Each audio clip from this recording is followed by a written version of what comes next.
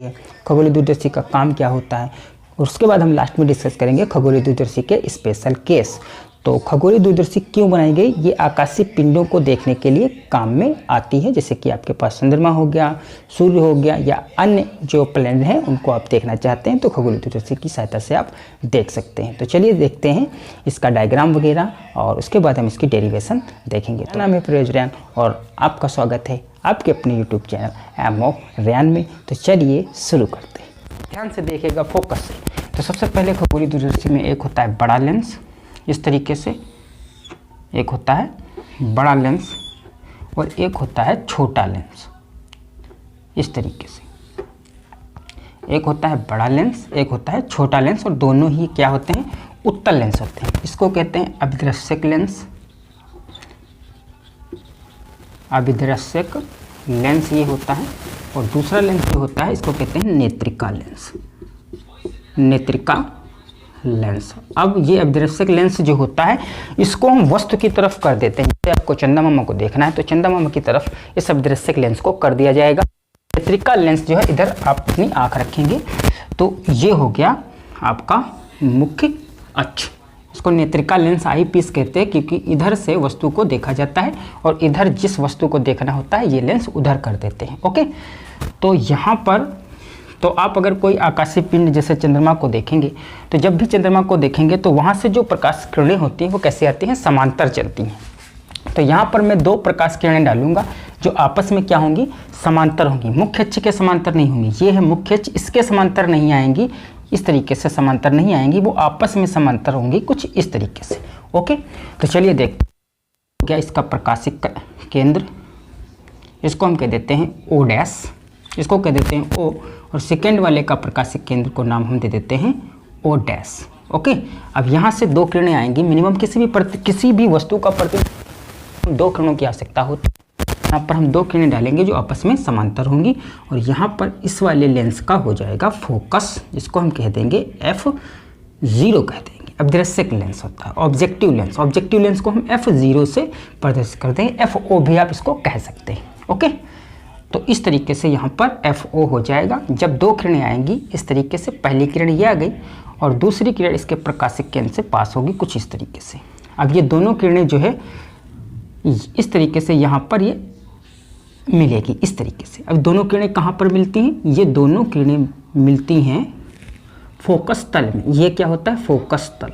तो जो ये वस्तु थी AB, जो ये मान लिया वस्तु थी, इस वस्तु का इस अभिदृश्यक लेंस द्वारा यहाँ पर बन जाएगा प्रतिबिंब और ये प्रतिबिंब हमारे नेत्रिका लेंस के लिए वस्तु का कार्य करेगा।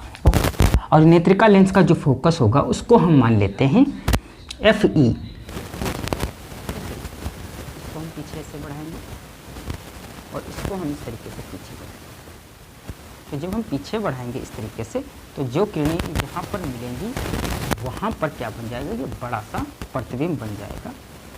ये क्या बन जाएगा, बड़ा सा प्रतिबिंब बन जाएगा। इसको हम नाम देंगे A डैश B डैश। तो क्या हुआ, यहाँ पर अभिदृश्यक लेंस था, अभिदृश्यक लेंस से दो किरणें मैंने समांतर डाली जो अपवर्तित होकर कहाँ पर मिली, FO पर मिली, फोकस पर। और यहाँ से मैंने एक समांतर किरण डाल दी जो इसके द्वितीय फोकस से होकर गुजर जाएगी और एक यहाँ से प्रकाशिक केंद्र से किरण डाल दी। दोनों किरणों को मैंने पीछे बढ़ाया, यहाँ पर बन गया A double dash B double dash, इस छोटी सी वस्तु का बड़ा सा प्रतिबिंब। अब इस प्रकाशिक केंद्र से FO के बीच की दूरी को हम कह देते हैं स्मॉल FO, राइट। और यहाँ से इसको हम कह देते हैं UE। E इसलिए कह रहे हैं क्योंकि आई पीस है यानी नेत्रिका लेंस है और ये जो है नेत्रिका लेंस के लिए ये वाला प्रतिबिंब वस्तु का कार्य कर रहा है, इसलिए हम कह देंगे UE। ओके, अब हम देखते हैं कि खगोलीय दूरदर्शी के आवर्धन का सूत्र क्या होता है, जो मैं यहाँ पर लिखूंगा, आप अच्छी तरीके से समझिएगा। उसके बाद हम डेरिवेशन को देख लेते हैं। तो चलिए देखते हैं कि सूत्र क्या होता है। तो खगोलीय दूरदर्शी की आवर्धन क्षमता हम यहाँ पर देखेंगे, खगोलीय दूरदर्शी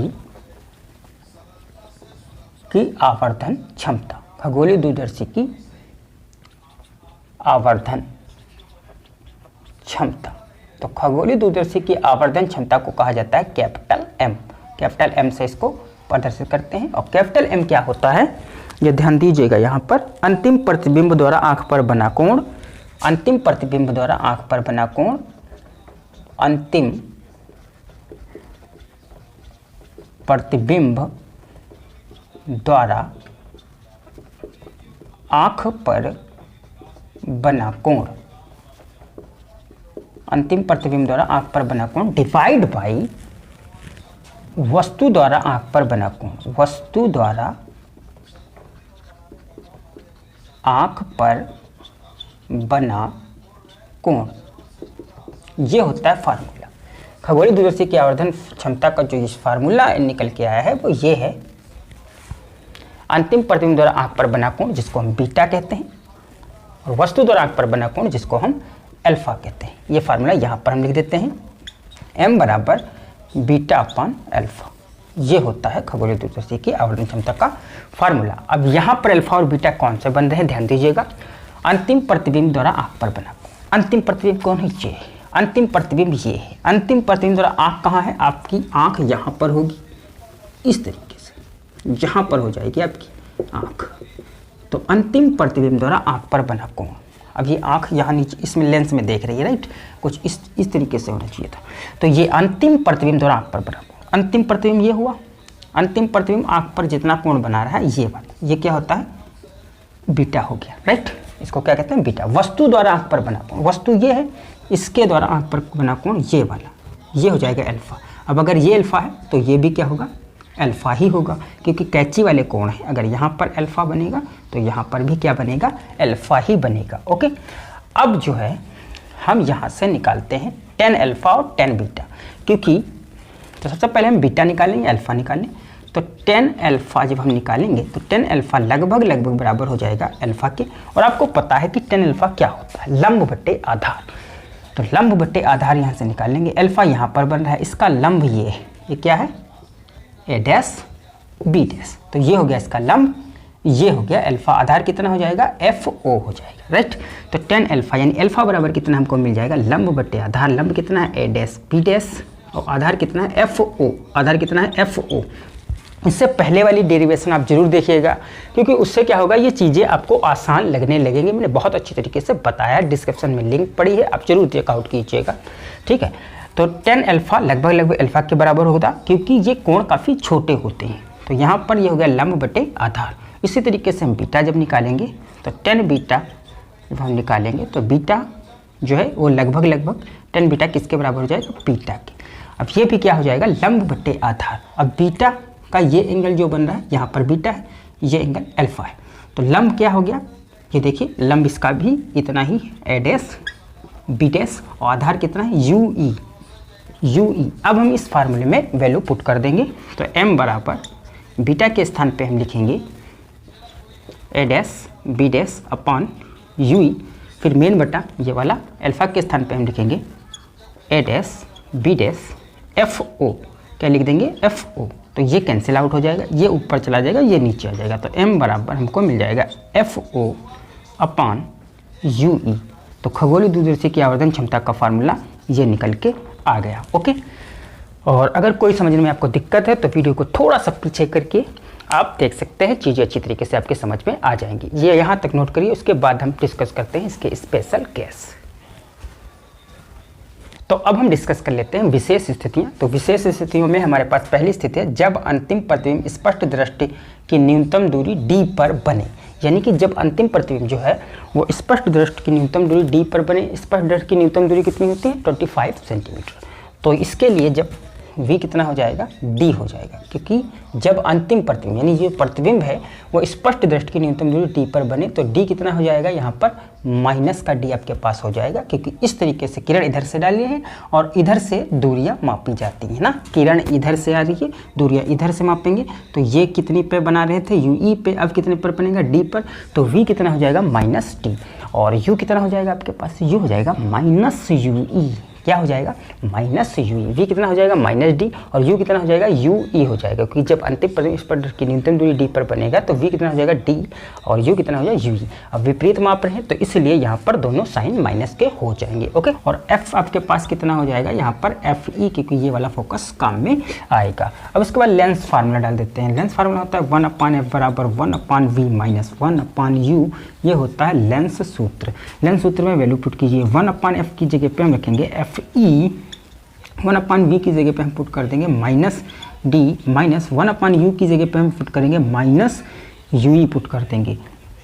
इसको इधर उठा लेंगे, ये हो जाएगा प्लस का, तो 1/f ई, इसको इधर उठाएंगे तो 1/d, ये पॉजिटिव हो जाएगा, ये माइनस माइनस प्लस हो जाएगा 1/u ई। अब हम ये 1/u ई की वैल्यू डाल देंगे किस में, जो अभी हमारे पास आवर्धन निकल के आया था खगोली का, वो कितना निकल के आया था m बराबर FO/u ई निकल के आया था। अभी जो मैंने आपको प्रूफ कराया था वो ये था। अब इसमें हम 1/u ई की वैल्यू डाल देते हैं, ये जो आई है, राइट। तो यहाँ पर हम करते हैं m बराबर FO, 1/u ई की वैल्यू आ गई इतनी, तो यहाँ पर हम पुट करेंगे 1/f ई प्लस 1/d। इस तरीके से इसको आगे भी आप बढ़ा सकते हैं, यहाँ पर हम आगे बढ़ा देते हैं इसके आपके लिए। देखिए m बराबर FO, यहाँ से आप FE कॉमन भी निकाल सकते हैं। अगर यहाँ से FE कॉमन निकालेंगे तो यहाँ पर 1/FE कॉमन निकालेंगे तो यहाँ पर FE बन जाएगा, क्योंकि जहाँ पर नहीं होता है वहाँ पर कॉमन मिल जाता है। सपोज जैसे कि A प्लस B, ओके, इस तरीके से लिखा है। अब इसमें से आप A कॉमन निकालना चाहते हैं तो A अगर कॉमन निकालेंगे तो यहाँ पर कितना बचेगा, यहाँ पर बचेगा 1 और यहाँ पर बचेगा B/A। क्या बचेगा B/A। आप इसकी गुणा करा के फिर देख लीजिए, फिर इतना ही आ जाएगा। तो यहाँ पर आ जाता है, देखिए A और प्लस A कैंसिल आउट हो जाएगा यहाँ से इस तरीके से, तो आपको रिजल्ट में इतना ही मिल जाएगा। तो जो भी कॉमन लेना चाहते हैं वो कॉमन ले लीजिए, उसके बटे में ये चीज़ चली जाएगी। तो हम यहाँ से क्या कॉमन ले रहे हैं, हम यहाँ से कॉमन ले रहे हैं आपके पास, यहाँ देखिए FE कॉमन ले रहे हैं। तो FE इस तरीके से अगर हम कॉमन ले लेंगे तो यहाँ पर तो कुछ नहीं बचेगा, यहाँ पर बचेगा 1 और यहाँ पर ऊपर साइड में FE शिफ्ट हो जाएगी। तो इस तरीके से ये आपका फार्मूला निकल के आ जाता है। जब अंतिम प्रतिबिंब स्पर्श ढट की न्यूनतम दूरी पर D पर बनता है तो ये फार्मूला होता है। ओके, और यहाँ पर NCERT बुक में माइनस लगा रहता है, तो उसकी आप कोई फिक्र नहीं कीजिएगा, क्योंकि यहाँ पर माइनस ना भी लगाओ तब भी आपका काम चल जाएगा। इसमें भी माइनस होता है तो इसमें लगाओ या ना लगाओ। चलिए यहाँ तक नोट कीजिए, उसके बाद हम देखते हैं इसका अगला केस। ओके, नोट कर लीजिए इसको आप। हमारे पास दूसरा केस है, जब अंतिम प्रतिबिंब स्पष्ट दृष्टि की न्यूनतम दूरी D पर बने, ये पहला था। अब है जब अंतिम प्रतिबिंब अनंत पर बने। तो जब अंतिम प्रतिबिंब अनंत पर बनता है तो उसके लिए आपके पास V कितना हो जाएगा, अनंत हो जाएगा। U कितना हो जाएगा, वो हो जाएगा माइनस यू ई। F कितना हो जाएगा, F हो जाएगा आपके पास FE। ये वैल्यू लेंस के सूत्र में हम रखेंगे। लेंस का सूत्र होता है 1/f बराबर 1/v माइनस 1/u होता है। ये होता है लेंस का सूत्र। इसमें वैल्यू पुट करेंगे तो 1/FE यहाँ पर आ जाएगा, 1/v की जगह पे इन्फिनाइट हो जाएगा, माइनस 1/u की जगह पे माइनस u हो जाएगा। तो ये तो 0 हो जाएगा, तो हमारे पास बचेगा 1/FE बराबर 1/u। 1/u की वैल्यू हम यहाँ पर पुट कर देंगे इस वाले फार्मूले में। रखिएगा m बराबर FO ऐसे कैसा रहेगा, 1/u की जगह पे हम रख सकते हैं 1/FE, तो ये हो जाएगा 1/FE। तो ये होता है आपके पास फार्मूला। जब अंतिम प्रतिबिंब अनंत पर बनता है तब ये होता है, और ये सिंपल आवर्धन होता है, और इससे पहले वाला जो होता है वो न्यूनतम दूरी के लिए होता है। तो ये वीडियो आपको कैसा लगा है, अगर अच्छा लगा है तो अपने दोस्तों के साथ शेयर कीजिएगा और वीडियो को लाइक कीजिएगा, क्योंकि मैं इस तरीके से आप लोगों के लिए फिजिक्स, केमिस्ट्री और मैथमेटिक्स के वीडियो लाता रहता हूँ। तो चलिए मिलेंगे अगले वीडियो में, तब तक के लिए जय हिंद। इसको नोट कर लेना।